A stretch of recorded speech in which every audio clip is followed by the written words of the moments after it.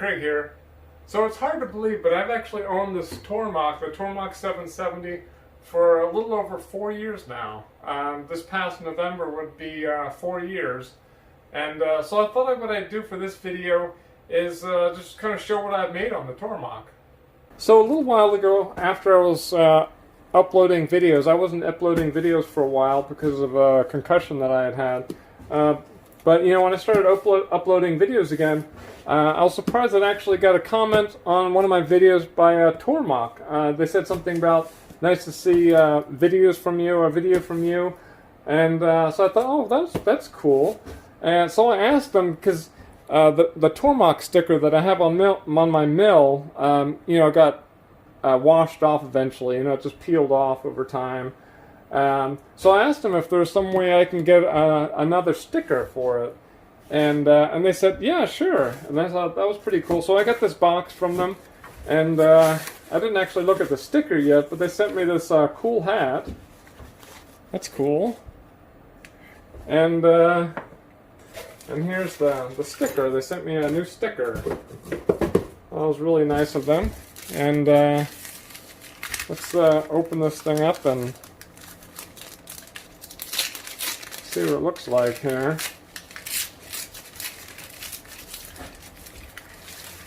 Actually, I'm not sure who was even chatting with. It just said Tormach on there.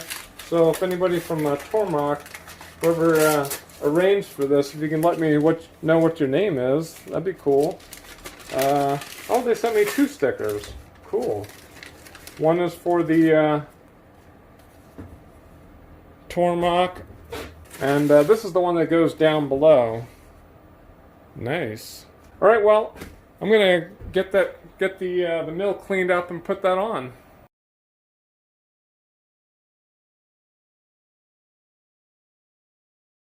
You know, I have a confession to make.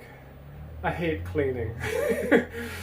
I know as a machinist, cleaning is really important. You know, when you watch those videos where somebody like cleans their whole mill and all that kind of stuff, and I know that's really good, but it's my least favorite part of machining.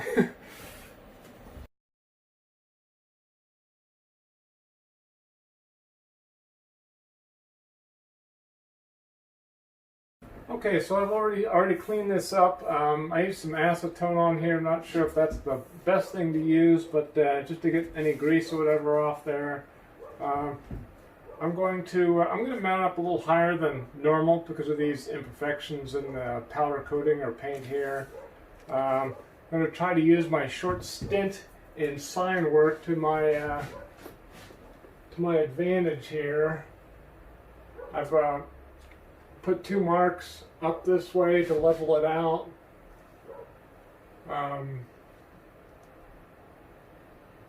Basically, the way that I learned it, you just put masking tape on the thing you're trying to put up.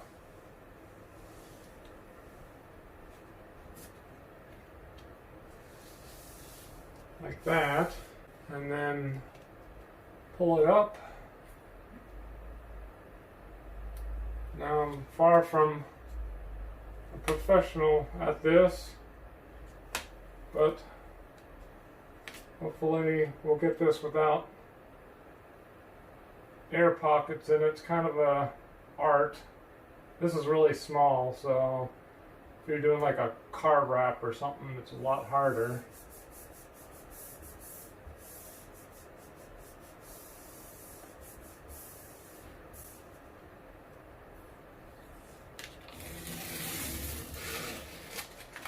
Easy. Okay, well, I think the Tormach part usually goes on the head, the cover, but I think we're just going to stick it here so you can actually see it. So I'll just do the same thing here. This one's a little different.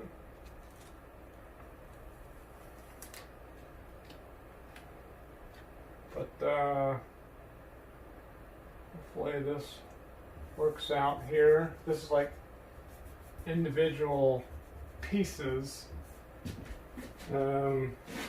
Usually you'd have a special tool, plastic wiper tool. So I'll try using this.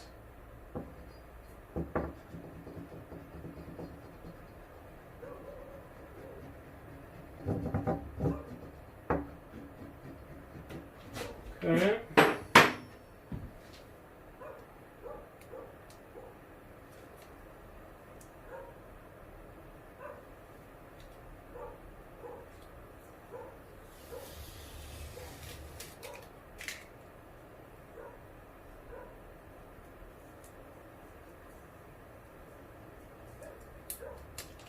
Nice. Well, I seem to have cut off part of the T there in Tormach. Whoops. Well, sorry, Tormach. Okay, well, we'll start off with what I call my souvenir drawer. This is like all the stuff that I've made on previous videos.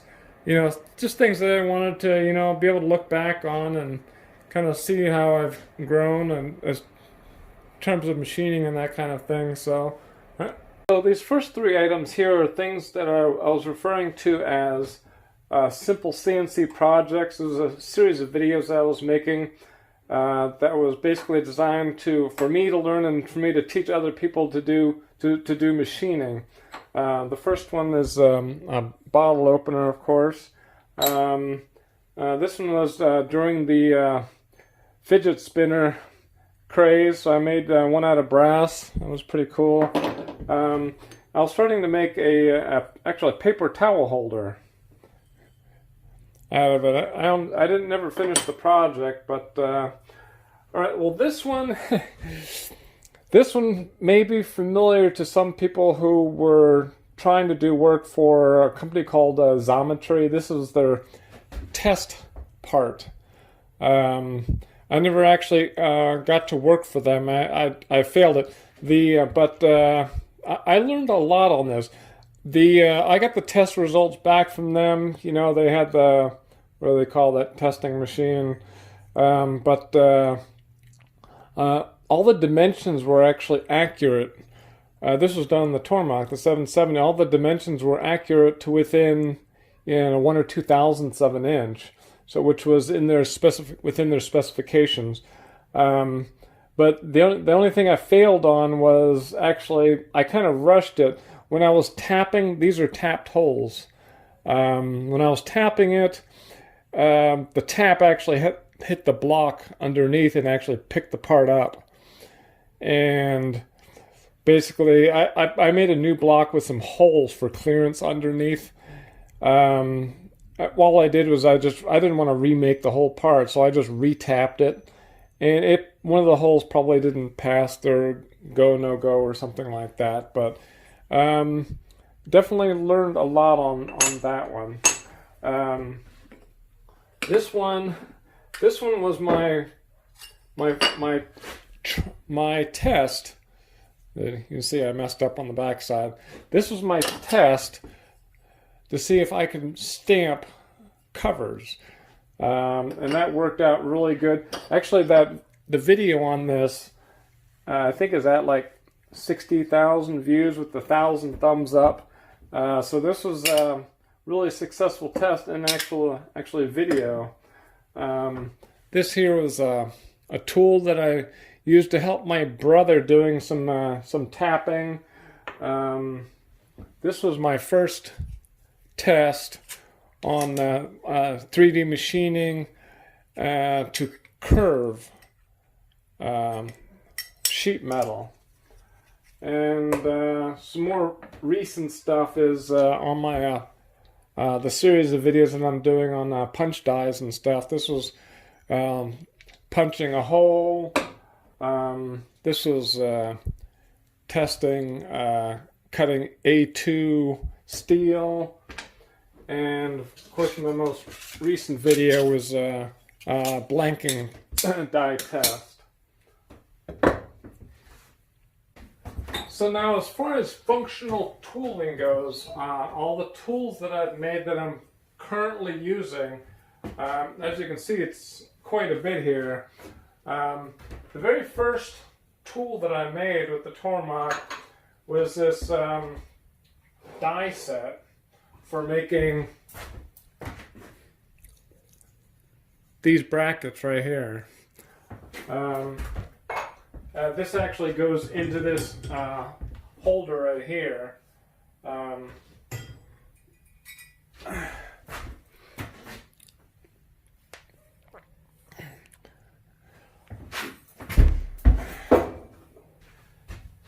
So after I finished making that, I decided I wanted to start stamping products.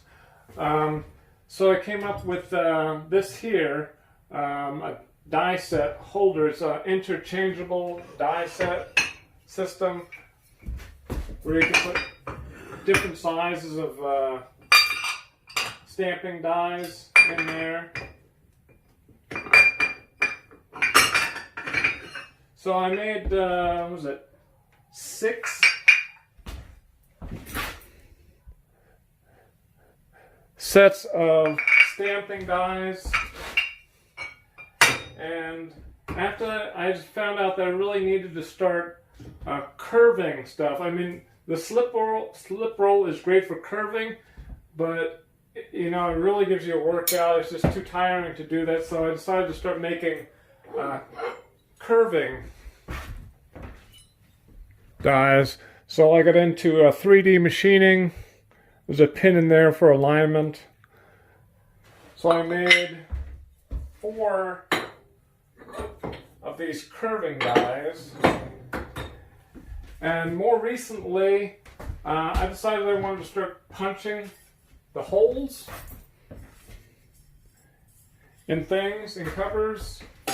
So I made this punch table with the Unipunch punching system.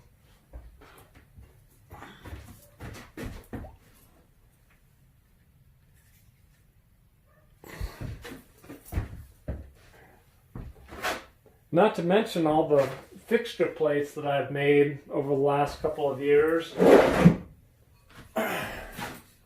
Like this one for holding brackets.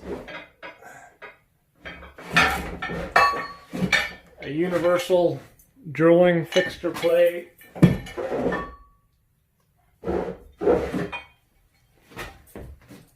A fixture for holding the dies. And other various fixture plates for holding covers and stuff. Of course, that brings us to what the Tormach spends most of its time doing, which is one making brackets and another making things like covers. This here is about 1,000 of these brackets. I use the Tormach to drill and tap the holes with the tension compression tapping head. I think over the past couple of years, the Tormach has actually drilled and tapped over 16,000 of these brackets. So the bread and butter for the Tormach has basically been just turning pieces of sheet metal like this into covers like this. The contour. Yes, I've tried laser cutters, but laser cutters usually take too long, and the price difference didn't really turn out to be that different once I've figured out fixturing and that kind of thing. But yeah, the Tormach 770 for the past 3+ years or so has basically just been eating steel every day for like the past 3 years.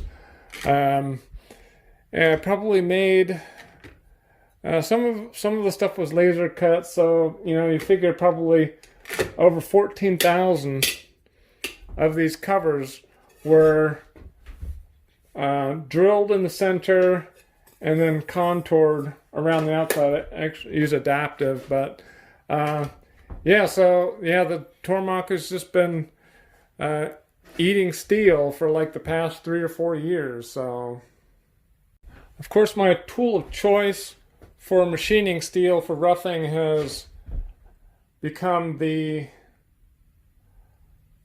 Lakeshore Carbide Fireplug 1/4" 4-flute carbide end mill. I used to use YG1, I guess it is, but they were so hard to get, they kept running out of them, and those were like $30 a piece. These I get for 20 bucks a piece, and I get them easily. So there might be better ones out there, but for the price, I don't know how you can beat that. So. Alright, well, if you like this video, I'd appreciate the thumbs up. If you have any comments, feel free to leave them down below. If you'd like to subscribe to the channel, there should be a button over here. Also, if you'd like to support us on Patreon, there should be a link over here. Some other videos you might like to watch over here. And as always, thanks for watching.